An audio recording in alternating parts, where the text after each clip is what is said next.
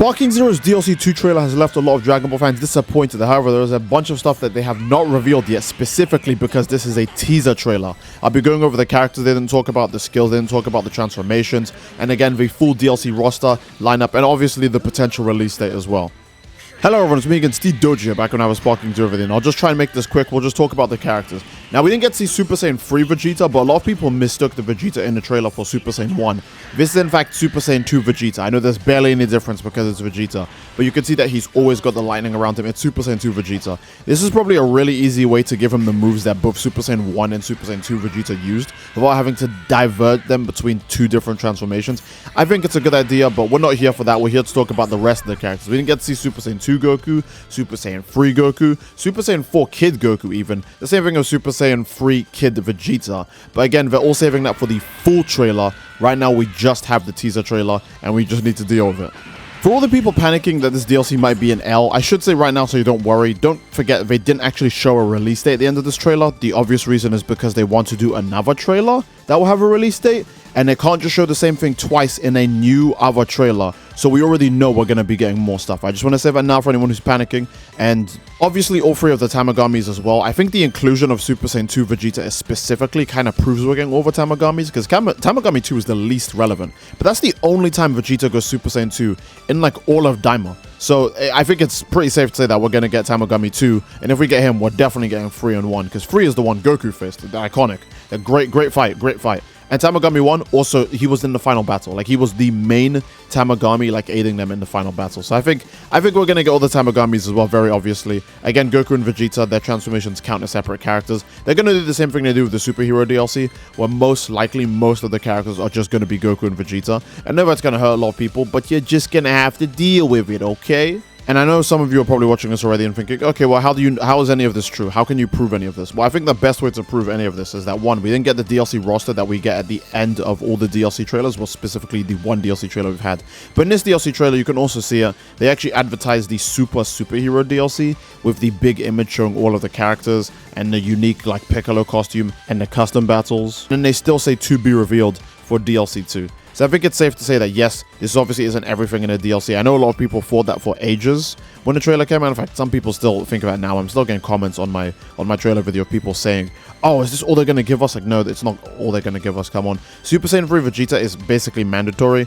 With the fact that Dokkan and Legends added Super Saiyan 3 Vegeta right away, there's no way a console game would fumble that mistake. It's probably, in fact, you know, it's probably a rule from Bandai or Toei to other goddamn games that you must include Super Saiyan 3 Vegeta as one of the first wave characters of DAIMA characters, because if he's in the mobile games, there's no reason he's not in the console games for the first DLC, so they're not going to save him for later. We are going to be getting him later. Again, we don't know if we'll be getting Super Saiyan 4 yet. I think we'll get Super Saiyan 4 Kid Goku in this DLC. If I'm being honest, I think we'll get Super Saiyan 4 Kid Goku in the DLC. But for the adult one, I feel like they'll save him for the next DLC, where they'll also do the adult Super Saiyan 3 Vegeta. That's what makes the most sense to me, at least. I don't know if I'll actually be correct on that, but for now, keep your expectations low, because it is Sparking Zero after all. And speaking of low expectations, the Rush Supers that they showed off in the trailer, not exactly the best. I don't want to rant about this for too long, because again, it's not like it's the worst thing ever, but the melee supers do look a little underwhelming in the trailer. We see both for Vegeta. We see one for base Vegeta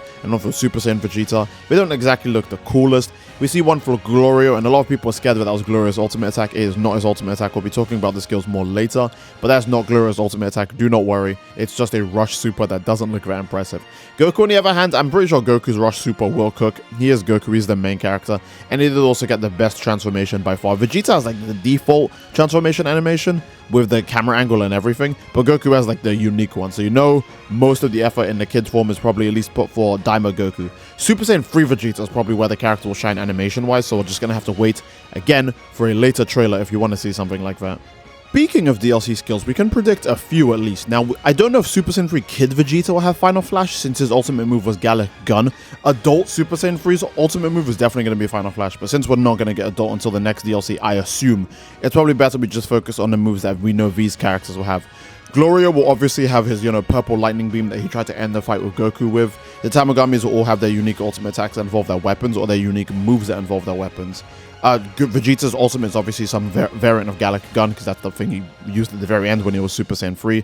And Goku, at least since we can see Super Saiyan 1 Goku here, we know his ultimate attack is most likely going to be the Kamehameha that leads into him going Super Saiyan 2 with an elbow blow. A really cool mechanic. And I don't know if Sparking Zero will do this, because this sounds more like something Xenoverse would do. But a really cool mechanic would be that if you used that ultimate attack with Super Saiyan Kid Goku, I would love if he stayed Super Saiyan 2. Like it was just a transformation as well, if you just landed the ultimate attack. I think that'd be really sick, but they most likely won't do it. They'll just have him flex the Super Saiyan 2 for the end of the elbow strike before, he goes back to Super Saiyan 1. I have no idea what Super Saiyan 2 DAIMA Goku will have. They might just skip Super Saiyan 2, the same way how DAIMA Vegeta in this trailer just skipped Super Saiyan 1. So we might just be going straight to Super Saiyan 3 DAIMA Goku, which, he got a whole episode to fight Goma, right? He didn't win. Let's be real, he didn't win. He just lost.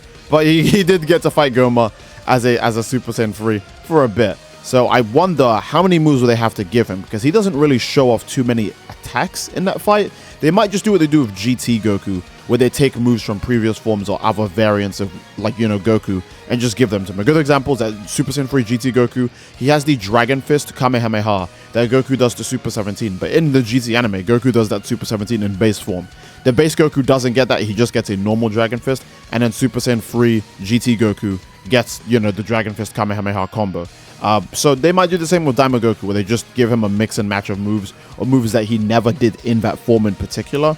But because it'd be weird if he just had Super Kamehameha as an ultimate, like a regular Super Kamehameha ultimate attack. That'd be insane, right? Because then his two other supers would be like Energy Volley, and then some like generic Rush Super, which sounds painful. He'll definitely have Super Explosive Wave. I feel like all these Super Saiyan 3 characters have like Super Explosive Wave fusions, and all these like big body characters and Super Saiyan 3s, they all have like explosive waves. So he'll probably have an explosive wave move, and then maybe like a mix of Dragon Fist Kamehameha.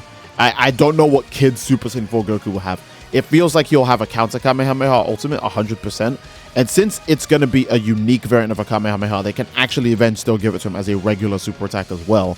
And then his second super will probably be like a Rush Super. Maybe a reference to Super Saiyan 4 Adult Goku's Meteor Crash. Who knows? Because when I say Adult Goku, I mean GT Goku. Adult Super Saiyan 4 Goku will just do what he does in the anime.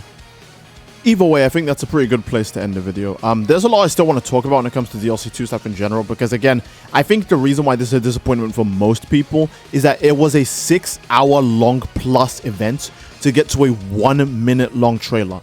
And the 1-minute-long trailer, it's even less than 1 minute.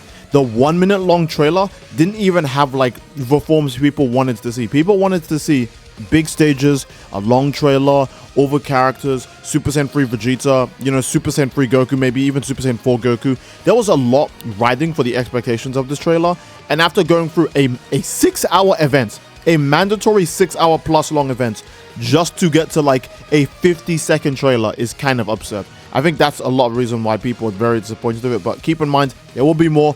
Hopefully, the second trailer isn't also locked behind a 6-hour plus long event, because then we know nobody's going to stay awake for that. Everyone will just, skip it. So I think it's a great place to end the video.